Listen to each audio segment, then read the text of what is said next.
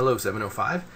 I'm a big fan of Chapter 7. I like how it merges two of the previous chapters that we've done. We talked about demand back in Chapter 2, I believe, and we talked about these demand functions, and you had quantity demanded depending on price, income, prices of related goods.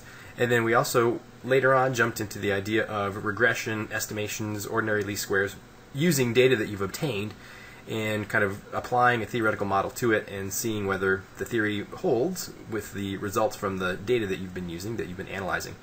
So I like Chapter 7 because it kind of, again, merges both of those ideas, and we have a theory about how demand functions work, and we can take actual real-world data and find out whether the variables we think are theoretically important to the demand for our product actually hold up in reality.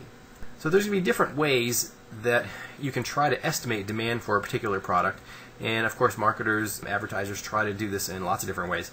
Pretty basic way is just going out and asking people how much they're willing to pay for things or what they might think about different price changes, a sale on something or a price increase on another thing. And it's probably an easy way to do that, and you might think it's a very direct way, very accurate way, I suppose. Just go up and ask somebody what they think, because you're talking to the people who are potentially going to buy your product. Of course, there are problems with that, otherwise it wouldn't be at the very beginning of the chapter. So there are problems with this sort of consumer interview technique. For one thing, you have to think about the fact that unless you're stopping every single person who walk into the store, and you'd have to include also the people who aren't buying your product, which might be kind of hard to do. If you just sat there at the end of the cash register, you'd miss all the people who weren't buying anything at all. You'd be missing people who maybe looked at a particular product and then maybe saw its price or some other aspect and then decided not to buy it. So if all you did was look at what people actually bought, you'd be missing what they didn't buy. So interviewing consumers like that, I guess at the end of the grocery line, you're not getting a complete picture of what's happening. And again, it's very unlikely that you're going to be able to interview every single consumer that's out there. So the people that you do interview might not be representative of the entire population of consumers that you're interested in. There may be what we call response bias, where the person responding to your question may give you an answer that maybe they think you want to hear, or they may give an answer that makes them, the consumer, puts them in a better light maybe. There just may be lots of other reasons why what the person says they will do is not actually what they are going to do or what they end up doing. They might actually have a belief in their minds that they're going to pursue a certain action, and then when it comes down to it, they do something different. And the consumer might not have known actually at the time they had the interview that they were going to make a different decision. But again, it's just these issues aren't very easily uncovered in the process of an interview like this. The respondent might not know exactly what the answer to the question is. They might be confused about the question, if it's written on paper especially. There might be errors of interpreting what the question is asking. So the respondent might not actually know what the question is asking. They might not be able to answer in an accurate way, or at least in a way that the interviewer is hoping they will. Kind of a step up, I guess, from just the interview method that sort of increases quantitative rigor, I suppose, are market studies, experiments, where you are allowing your consumers to behave in a way that they, quote, normally would. You're not just asking them what they're going to do, you actually observe them making the purchases or not making the purchases. But of course you're still observing what they're doing. So in a, again, market study technique like this, then you're controlling some things, but you're trying to give the consumer a little bit more flexibility when trying to introduce a bit of reality into the situation. So you're actually allowing them to purchase the product or not. These can, again, introduce a certain level of reality, but still it's usually somewhat removed because it's a controlled experiment, and for one thing, you're trying to get volunteers to do this. You're not actually canvassing every single consumer that goes into the store. You're trying to hold everything else constant except a particular price of something. And so, again, there's more reality to it, and then maybe not as much reality as you would hope. You can actually try to go out and observe what consumers are doing with these field experiments, and maybe running a particular product in one store with a certain price, and then that same product at a different store across town or in a different town charging a different price. So again, there are different ways you can add levels of reality into situations like this to try to obtain better results or more consistent results. Of course, a way that economists tend to prefer are these empirical demand functions, where we talked about demand functions back in Chapter 2, and how, again, quantity demanded depends on the price of the product, prices of related goods, income, that sort of thing. And so if we can obtain data on what people actually purchased, or at least their demand for a certain product, And you could also fairly easily obtain data on the prices of that particular product. You can maybe get proxies for income. You can get prices of related goods fairly easily. That's the kind of stuff that economists tend to like because, again, you're not asking someone how much they're going to buy. You're not putting them in this kind of fake experiment where they're in a room and they're pretending how much they want to buy, but they're not actually using their own real money or anything like that. And they're not going to go home at the end of the day with the product that they're pretending to buy. But you're actually using data from actual purchases and actual consumers without really sort of interrupting them and saying, hey, I'm going to observe you and see how much you want to buy. So you're not really interfering too much, but you're just seeing how much they buy, and then you're collecting data on these other variables too, and seeing, again, whether the theory that you've developed it holds true. And again, since you are observing people in kind of the most natural setting you can, then it tends to be true that it's the most useful in being able to make future predictions based on the results that you've gotten. Because the results you got were hopefully, again, obtained in a fairly natural setting for the consumers, then extrapolating from those results should be fairly consistent and fairly reliable. Because again, in the future, it's as natural a setting as it was in the past with the data that you've collected, because you haven't interfered with the consumers at all.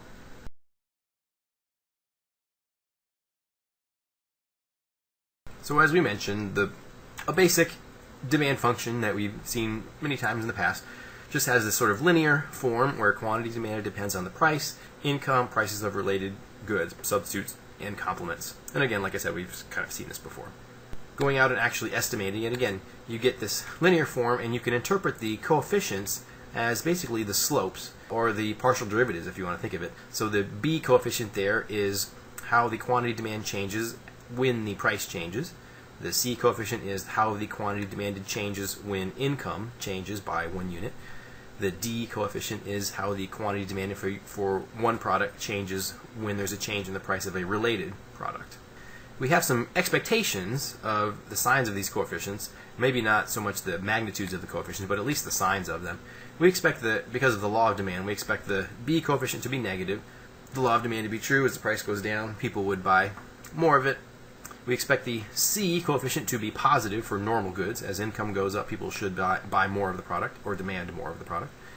If it's an inferior good, and again, we define inferior good just basically as this description here, when people's incomes go up, if they were to demand less of it, then we say, okay, that's an inferior good. The D coefficient there should be positive for substitutes. If the price of Coke goes up, we expect the quantity demanded of Pepsi to also go up because of it's a substitute for Coke. If they are complementary goods, then we expect that D coefficient to be negative. If the price of peanut butter goes up, we expect the demand for jelly to go down. Once you have your estimated coefficients, you can come up with elasticities fairly easily. And this will, again, go back to the elasticity chapter where we had I believe we wrote it out as the elasticity was either the dq over dp times this ratio of the actual price quantity combination you're interested in. So it was like dq dp times the price over quantity that you're interested in. Here we can kind of restate it because the beta hat there, the b hat, sorry, the estimated b coefficient is basically the change in q as a result of the change in the price. So we can say the estimated elasticity at this particular price quantity combination is this estimated B coefficient from the regression results times whatever that P and Q combination that you're interested in. The income elasticity is that estimated C coefficient times M over Q. The cross price elasticity is that estimated D coefficient times the related product price over the Q. So how do you actually go out and estimate these demand equations? Well, it's fairly straightforward, and it's going to just follow a lot of the same steps that we specified in the regression chapter. So you just figure out what you think the theoretical basis for demand is. You want to specify this firm's demand function. So coming up with what you think, if you think the income is important, especially coming up with what you think the prices of related goods are going to be. What related goods do you think are important? What products do you think are substitutes for yours? What products do you think are complementary to yours? So that's kind of step one. Of course, including the price of your own product and including income should be important. And again, most of the major decisions is just going to be how you're actually going to come up with those related goods. What goods are going to be related for you, for your product. Step 2, again, is probably the one that's the most time consuming, but actually collecting the data for the variables that you think are important.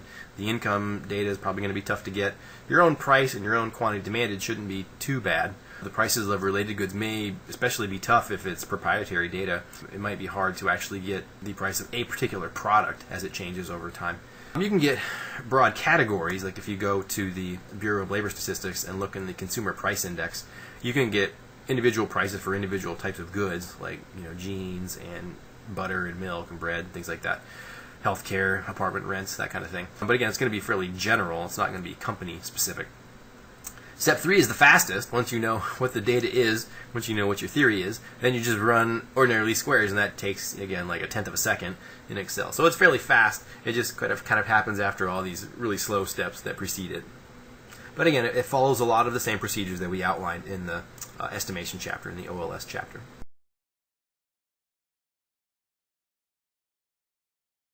One way that you can estimate demand is to think about how it changes over time. We talked about the demand for pizza, and we had the price of a slice of pizza, the income, well actually it was the college tuition in a college, well the tuition in a college town as a proxy for income.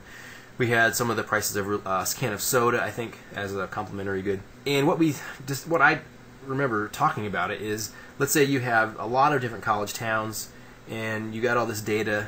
Basically every row of your Excel table that you're going to run a regression with, every row was a different city. Every column was the different variables that you were using. And that's one way you can do it, where your sample is a bunch of different cities, and you're estimating demand amongst all these different cities. And the coefficients that result would sort of be an average or a kind of generalizable coefficient among all of the cities that you're talking about. Another way you could do it, though, is to say, well, let me just stick with one city. And I'm going to stick with one city, but the different rows of my table are going to be the different years. So instead of looking at pizza demand in the year 2012 in Shreveport and Ruston and Monroe, why don't I just stay with Shreveport, let me collect all that data, but instead of doing it for different towns in 1 year, I'm going to do it in one town for many years. So I'm going to get the quantity demanded, the price, the income, prices of related goods in Shreveport for the year 2000 and 2001 and 2002. And a benefit of doing that is you're holding a lot of other things constant. There may be situations that you can't really quantify very easily, differences in Shreveport and Ruston that aren't very easy to quantify, which if you decide that you're only going to stay with Shreveport, you don't have to worry about collecting those variables, because presumably that sort of Shreveport specific variable is going to sort of stay the same if you're doing this time series version of it. So a simple way of figuring out how demand changes over time is just to say, well, let me just set up an equation where the quantity demanded just depends on time. So you have this QT, the quantity demanded, depends on some intercept term. And the only other variable that we might think is important is this time variable T. And I had to make this change. I don't know if the book has this little equation off to the side somewhere or in the text where it looked like B and then there was a T subscript, just like there's a T subscript on the Q. But technically that's not right. It should be A, this intercept term, plus B, this time coefficient, times a variable T. So if that's not the way that it is in your book, you can scratch it out and call the textbook publisher and complain about it. But it should be, again, the demand depends on A, this intercept term, plus this B coefficient times the T, the time variable. So if we think about what's going to come out of this, you get regression results. And again, you're going to get, there shouldn't be a hat over the Q there. Lots of changes. So the relationship that's going to result is you get this estimated coefficient for A, the intercept term, plus you get this estimated coefficient for B. And then once you have those, you can make some guesses, you can make some predictions about, well, if I plug in a particular time variable, or a value for the time t, then I should, using the estimated A and B coefficients, I should be able to come up with a prediction for this Q variable, the demand variable. So again, it's a fairly simple form, but it's useful in a lot of cases. You might think that sales for your particular product increase over time, and so you might hypothesize that the B variable is positive. And if you get, again, a B coefficient that is positive and significant, you say, okay, it seems to be the case. So maybe, I don't know, car sales or computer sales or something like that. Sales that just tend to increase over time. If you get, again, this positive coefficient that's statistically significant, you say, okay, that seems to be true. Sales do increase over time. If your B coefficient is negative, or you expect it to be negative, then that indicates that your sales are decreasing over time. If it shows up close to 0, or if it shows up insignificant, then you might say, well, sales seem to be relatively constant. And again, you can test the reliability of these estimates by looking at the coefficient itself and then the p-value to see whether it's significant or not.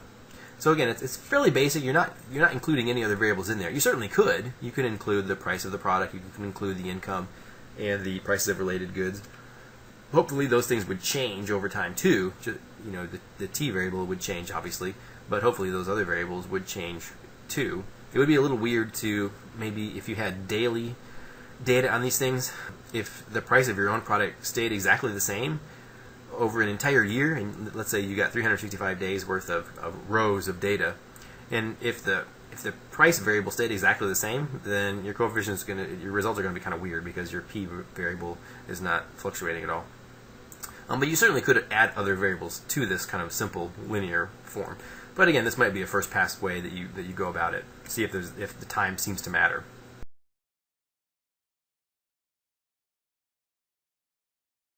So you get some basic data that might look like this, and you can just sort of see visually that there's this upward trend to it. And again, coming up with forecasts from that, you can sort of eyeball things, and if you have the data in Excel, then you can plop a trend line in there, a linear trend line. I think we talked about how to do that. There are ways that you can tell the trend line function to come up with future forecast to make this estimated trend line, to make the line extend further out beyond the data that you have. And again, you can kind of eyeball it that way and say, well, this is what I think the sales are going to be. One thing you might notice is that the dots that are on the screen there don't ever really hit that red line. Some of them get kind of close, but they don't ever really hit it. And so, again, you might want to include that if you're using this estimated trend line to come up with predictions for the future. You certainly might want to suggest that, well, this line itself hasn't really gone through any of the points, so there's a sort of a degree of error into this. But you can explain to your audience what R squared means and all that stuff. Okay, so we have Terminator Pest Control, and we have the monthly data there, and you can see that, well, one way that you might think about, well, how do I collect the data for this? Well, I know that in January 2007 I had this many sales, QT. So you might start out with just two columns, a month column and a QT column. Your month column might have dates that have been written in exactly as they are in this table, so January 2007, February 2007. Of course, when Excel tries to run a regression, it doesn't know what to do with words, and so it sees January and it says, well, I don't know what to do with that. So you have to create this time variable t that you see there.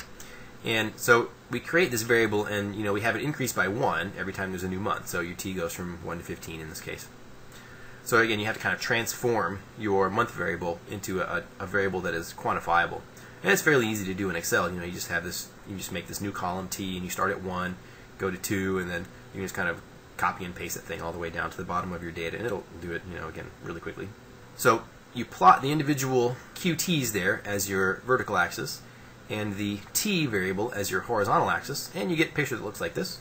Homes serviced per month. I don't know, I used to be a managing editor at a journal, and my eyes kind of noticed things like that. I don't know why they would include that gap between the SER and the Weist. Again, call it text with publisher, get that person fired. But you draw your trend line through the data, and you can make you can extend that line in Excel. The other thing, though, is you can use the data that you have and just run a regression. And you can say, well, I want to have Q as my dependent variable, and I want to have T as my independent variable. You can either run a regression, or again, in the trend line feature in Excel, you can not only have it draw the linear trend line, but you can select the option to give you the equation of the line and the R squared also, which is nice. The only bad thing is that you can't have it report the p value for the t variable that's there. So even though I see that the trend line has a coefficient on t as 4.53, I don't know whether that's significant or not. If it's, I'm sure it is because of how steep this line is sloped, but it may not be. Also, another thing to say is you can see that trend line equation, QT with the hat over it, equals 46.57 plus 4.53, and it looks like that t is a subscript. It shouldn't be. It should be 4.53 times t, because it's getting multiplied by all of the t variables that are there. So again, scribble that out in your book, write it the correct way.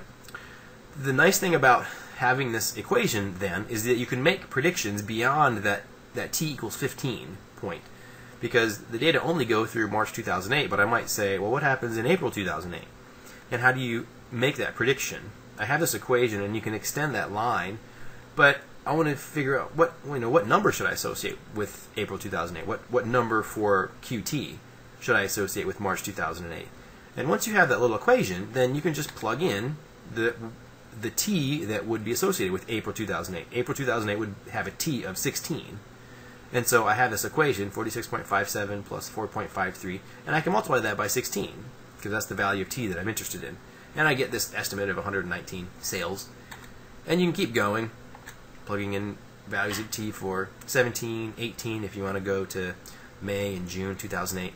And you get these different estimated values of QT for that. One thing that certainly crops up in a lot of different industries is seasonality, cyclical variation. So if you're thinking about construction, then they go gangbusters in the spring and summer and early fall, and things kind of slow down in the winter. Maybe not so much in the South, but since I'm a Yankee, it certainly is true up there. So there are these predictable swings in sales for construction. To the extent that we can, we want to try to account for everything that we know is important. And so we say, well, I know that price is important in demand, I know that income is important, and I know that prices of related goods and services are important. Well, seasonality might be important too, or maybe even something like a business cycle would be important. People tend to really want to buy my product when the economy is doing well. When the economy is not doing so well, we don't see as many sales. You might think of refrigerators as like this. For a lot of people, there's probably very few people that actually buy a refrigerator because their old one completely dies and they just can't do anything else. A lot of people are kind of like, well, it's kind of old and we could go with getting a new one. Well, if the economy is in a recession, people probably hold off on that. And they say, well, really, ours doesn't work too well, but since things aren't very good right now, let's just wait. Whereas if it's in an expansion period, people might be a lot more open to getting a refrigerator, even if their old one's not working so well. So there may be, again, for certain industries, certain markets, the season may be a factor that matters. And for other products, or even the same products, where we are in the business cycle might matter also. If you don't account for those things, then again, you're sort of leaving out something that you know is important. There are easy ways that we can account for seasonal variation or cyclical variation too. One simple way you could do it is the dummy variable technique. And we talked about dummy variables, I believe, when we did the auto example, when we had the foreign variable was a dummy variable. We also had one in the pizza college town example when we had whether the college was in an urban area or not. What the dummy variable does is it probably gets into a little more complexity than we need in this class, but it sort of shifts the intercept term, and so you sort of retain the slope coefficients that you had before, the B variable, the C variable, the D variable on your price, income, and price of related goods. But since there's this W variable, it kind of makes it jump up, and it'll kind of be clearer when we look at a picture in a few slides from now. But if you include a dummy variable for the season, if you're thinking of the construction market for new housing, then you might have a dummy variable for the summer. Every time you're looking at data on house sales, you would include a 1 when the sales you're looking at are for summer sales, and a 0 for sales that are in the winter or late fall or something like that. If being in the summer is important, then you would see that the p-value for that summer dummy variable would be significant. If it's not important, it's insignificant, and you can kind of, well, you wouldn't want to toss it out, but you could say that, well, I tried accounting for seasonality and it didn't seem to show up as being significant. So again, if you just observed the data and you weren't sure whether there's seasonality there, you might get something that's pretty severe like this, and you go, well, yeah, obviously the fourth quarter seems to be pretty high, so this might be something for a retail sales product. Lots of high retail sales in the fourth quarter, Christmas. We tend to think of seasonality in this way, that yeah, fourth quarters always tend to be big. But again, it depends on the market. So for certain products, again, housing construction might be really strong. Not necessarily in the quarters either. It might be strong in June, July, and August, which June is kind of the ending of the second quarter, and July and August are in the third quarter. So you might have seasons this way, like first quarter, second quarter, third quarter. You might want to do it like that. You might also have monthly dummy variables, or you might have a dummy variable that is just the summer for June, July, and August if you want to do that. Or May through September, whatever you want to do. You could have a variable that's May through September, and you have that as a 1, and then all the other months you just have as a 0. So there's lots of different ways you can play around with it. But again, if you have a situation like this and you go, obviously seasonality seems important, and so I should have a fourth quarter dummy variable to try to account for that.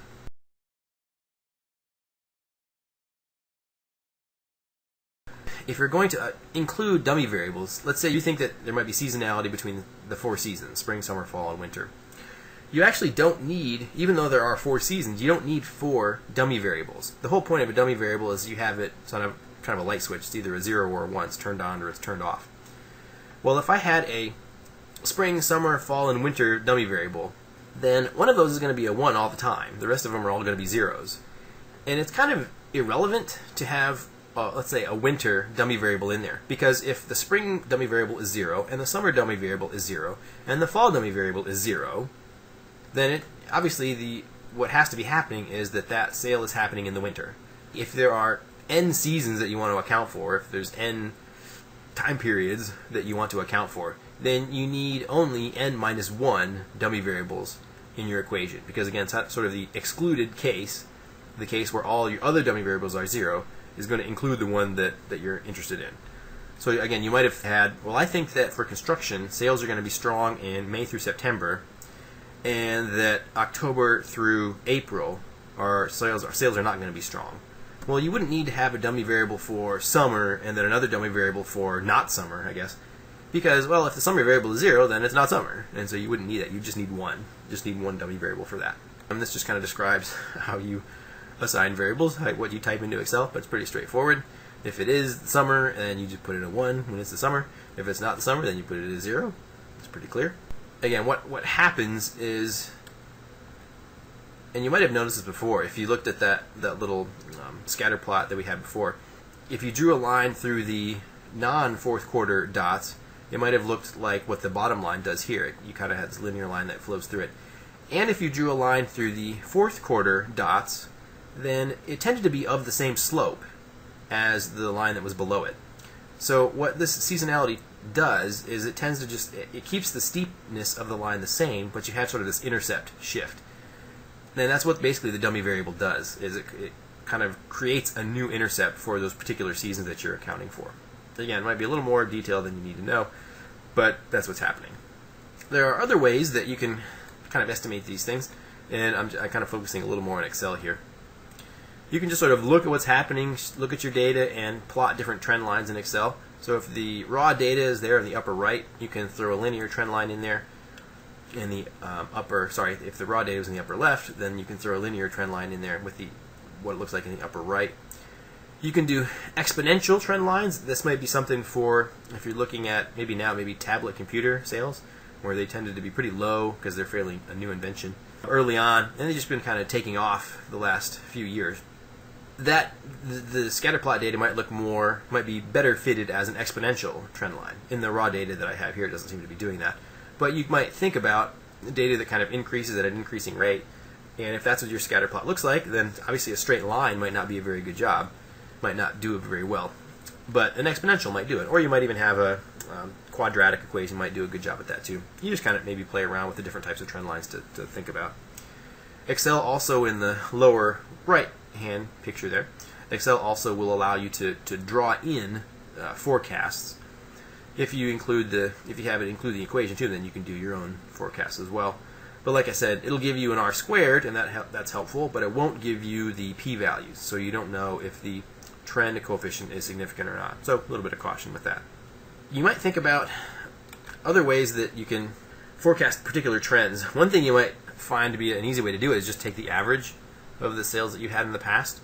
So we had particular numbers of sales, and I'm just going to say, well, I think a good way to forecast future sales is just to take the average of what we've had in the past. And that's decent at certain times. It's not a good thing to do if there are noticeable trends, if there's noticeable up or down trends in your data. And it might be a little clearer if I kind of take a picture. So let's say you have data that tends to be trending upward like this. Well, what you would expect, just by looking at the dots there, is some estimate or some future prediction that is kind of like where the green dot is. The green dot seems to be following the trend that's happening here. But if you take an average of the past, then you're never going to make a prediction that's above the highest data point. And just looking at the data, we would expect that the future values would be above the observed data points. Like I said, I think that green dot's going to probably be a good prediction. But if I'm just doing averages of the past, I'm probably going to get an estimate that's somewhere like where the red dot is, kind of in the middle of the vertical middle of those different dots that I have. And so if there's a noticeable upward trend, and if I take averages as my prediction, then I'm always going to be under predicting. I'm never going to be making a prediction that is as high as it should be. Or if the data that you're looking at has this noticeable downward trend, then again, you would think that the estimate should be somewhere where the green dot is. But if you're using an average of the past data, then you're going to get some value that's somewhere near the red.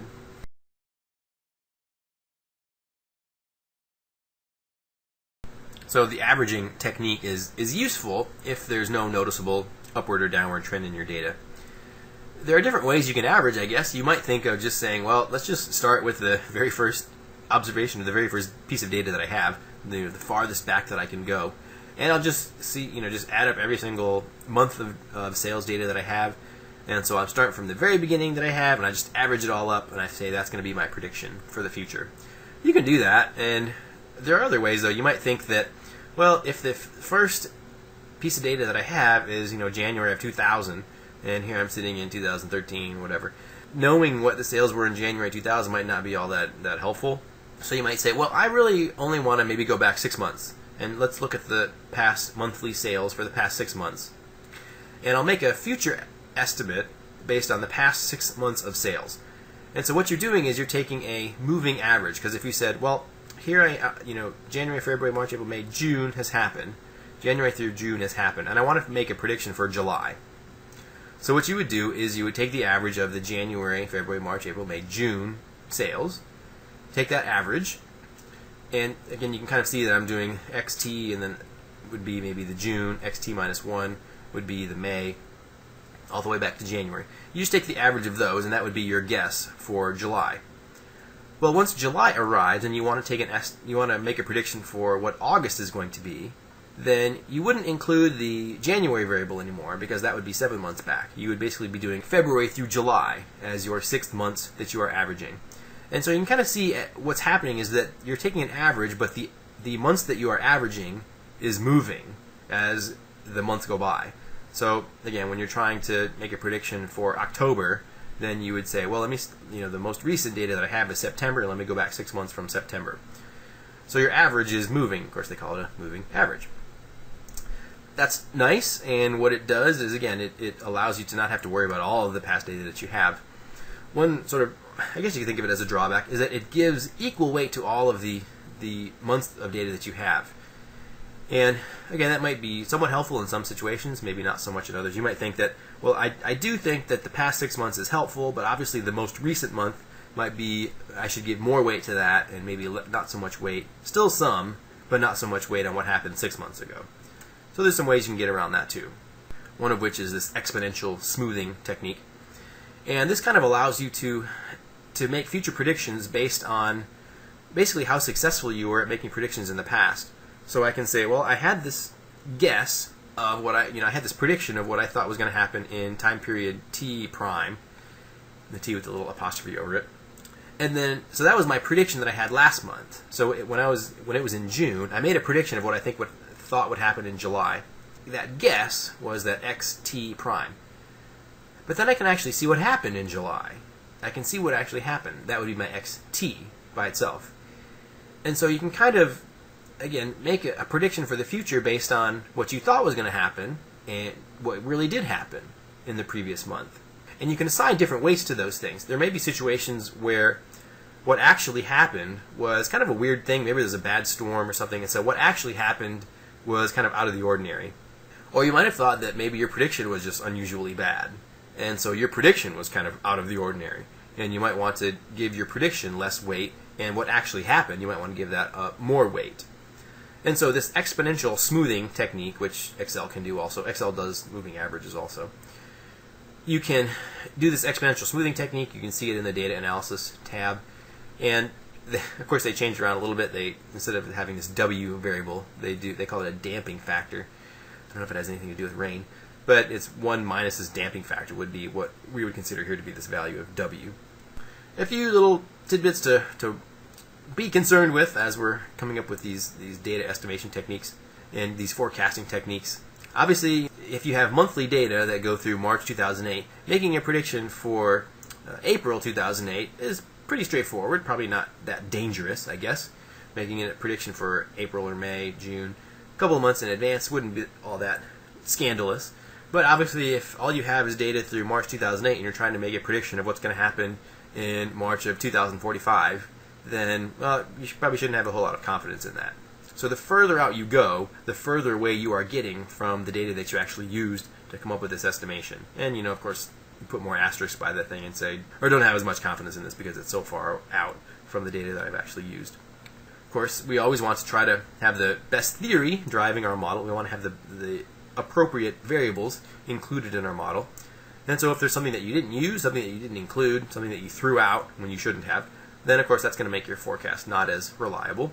So this just goes back to having a good step one, thinking about the theory, thinking about the variables that you think are important. And there's always things that are going to happen that you're not going to be able to predict. There are always going to be things that happen that you aren't going to be able to get data on either. And so, forecasts are never perfect. They are always subject to some degree of error. And of course, a good forecaster admits that and still makes predictions, but says, obviously, again, past performance isn't predictive of future results. But again, don't let that hamper you from using the tools of forecasting and using some of the regression analysis that we've talked about. Again, it's fairly simple to run these regressions, and they can provide a lot of good insight. Again, you just might want to always sort of temper past predictions that you've done with what actually happened to give you a sense of how accurate your predictive models are.